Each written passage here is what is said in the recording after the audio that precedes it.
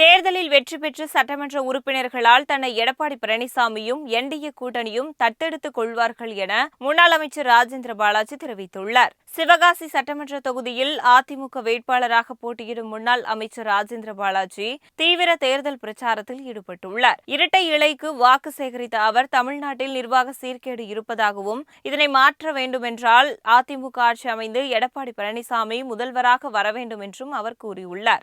எம்ஜிஆர், ஜெயலலிதா, எடப்பாடி பழனிசாமி போன்றவர்களின் நல்லாட்சியான அதிமுக ஆட்சி தமிழகத்தில் வர வேண்டுமென்றால் அதிமுக வெற்றி பெற்று தனி பெரும்பான்மையுடன் ஆட்சி அமைத்து வரலாறு படைக்க வேண்டும் எனவும் தெரிவித்துள்ளார். விருதுநகர் மாவட்டம் நிரந்தரமான தொழில் பிரச்சினை இல்லாத மாவட்டமாக உருவாக்கப்படும். பட்டாசு, தீப்பெட்டி, அச்சு மற்றும் அதன் சார்பு தொழில் நிறுவனங்கள், விவசாயம், நெசவு போன்ற அனைத்து தொழில்களையும் பாதுகாக்க தனது வாழ்நாளை அர்ப்பணித்து என்றென்றும் மக்களுக்காக உழைப்பேன் என்றும் ராஜேந்திர பாலாஜி வாக்குறுதியளித்துள்ளார்.